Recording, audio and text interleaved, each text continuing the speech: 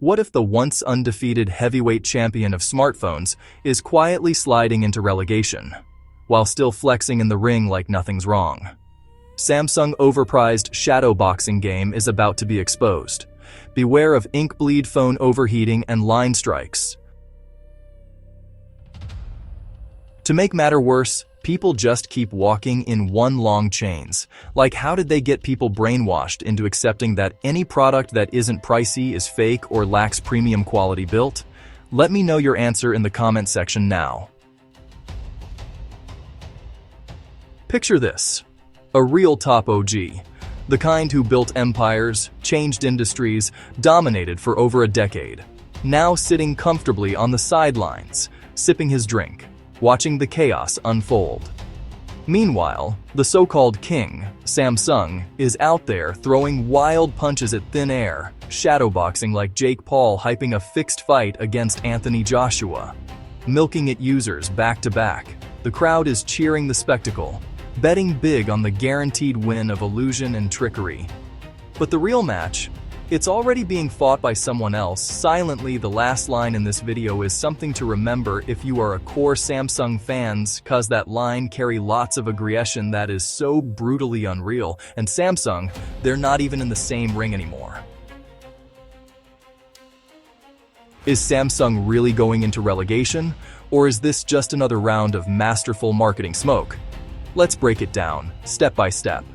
Grab your charger. You're going to need it. Let's start with the most basic thing every phone user feels in their bones: battery life.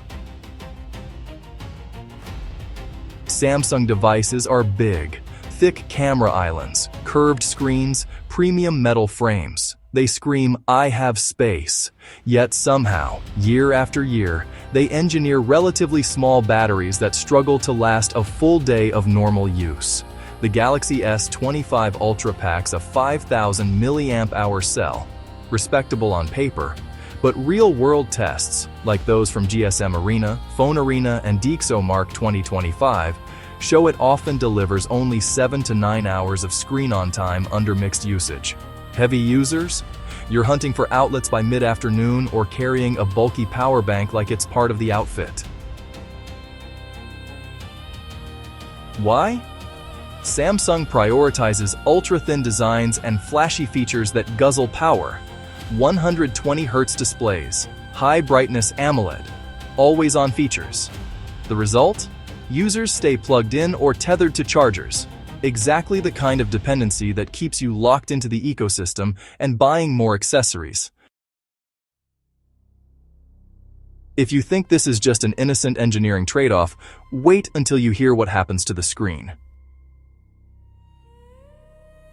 How about displays that die without warning? Thousands of Samsung users, especially on S22, S23, and now creeping into S24 and S25 series, report sudden green lines, pink lines, flickering, or ink bleed appearing out of nowhere. No drops, no pressure, no cracks, just one software update, one hot day, or one random reboot. And boom, a vertical line splits your beautiful AMOLED screen like a scar that won't heal. So, Samsung has acknowledged the issue in some regions with these so-called special service campaigns, but a lot of owners are still left paying full price. Why does this keep happening? Well, it's things like manufacturing stress on the flexible OLED layers, voltage spikes, or even heat from the chipset. And honestly, these problems seem way more common on Samsung panels than with their competitors.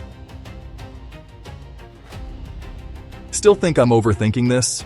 Alright, let's talk money. Samsung didn't just switch from LCD to AMOLED. They went and invented a whole dictionary of fancy names: Super AMOLED, Dynamic AMOLED, Dynamic AMOLED 2X, and yeah, Vision Booster. Each new name sounds totally revolutionary on paper, and each one justifies higher prices that end up, well, a quarter mile away from the original. It's pure marketing evolution. All these are just Samsung's AMOLED variants. Super integrates touch, Dynamic adds HDR and brightness tweaks, 2X ups the refresh rate and HDR. But honestly, there are no fundamental tech leaps justifying those huge price jumps. It's the same core tech, just rebranded to sound revolutionary and command premium pricing. The real kicker? Repair costs. In 2023, an official Samsung Galaxy S23 Ultra screen replacement cost between $300 and $350, sometimes even more, depending on where you are, like the US, India, or Nigeria after import markups. Meanwhile, a flawless used S23 Ultra on eBay or Jumia often went for $450 to $600. So yeah, just one screen repair could cost more than half the phone's resale value. Now, compare that to Motorola's 2023 and 2025 Edge series.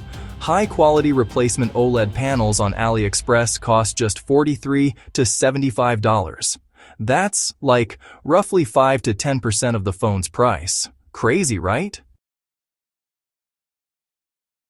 If that jaw drop wasn't enough, let's move to the 2025 head-to-head that really hurts.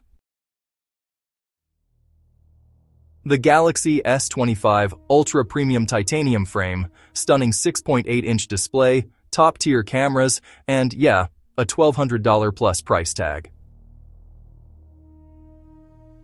Battery reality? Barely scrapes through one heavy day or 1.5 light days for most users.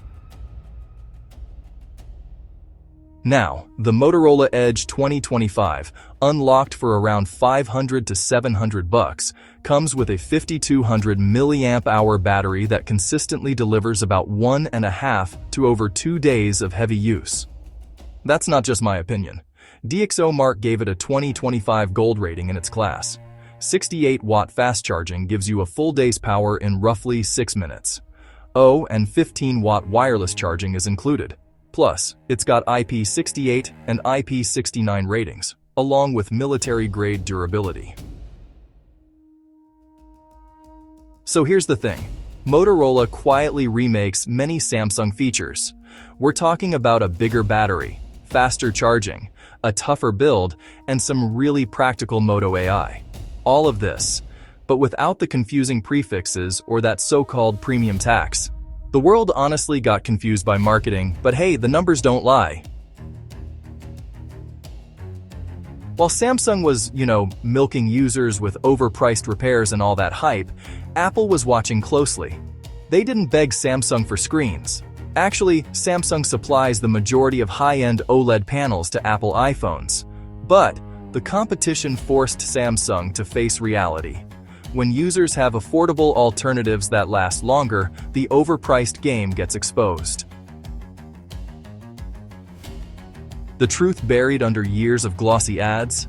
Samsung's dominance relied more on brand loyalty and marketing muscle than on consistent reliability. Motorola, and a few others, proved you can deliver better everyday performance, like a rock-solid battery, durable displays, and fair pricing, all without falling into the trap. Look, this investigation isn't paid promotion. It's the undiluted truth. Sometimes the truth looks obsolete to those still chained by habit, but it frees minds. As Dr. Cool always says, when you need the raw, unfiltered facts, even if the world hates hearing it, I'm here. That's how I row. Samsung punches air. Motorola hits hard. The fight isn't fixed this time. It's raw and real. It's over, and the underdog won on merit. While Samsung users like me are busy raising shoulders about high performance and unprecedented tech, Samsung is busy feeding us garbage, while Motorola bears the brunt of cage generations that just don't stop and look the other way for a better option that was relegated, not because it lacks competence or confidence, but because of glossy fake ads that promised more and delivered less, slowing its users down. I am sorry, Motorola. This is 2026, and this time, no more fixed fight, no more one winner takes it all. Tell me what you think. Just as you and I, Samsung core fans, keeps raising our shoulders getting plugged to only sleep and dream of our device getting 100%, Motorola cooked it all in 6 freaking minutes. That's insanely hypersonic fast.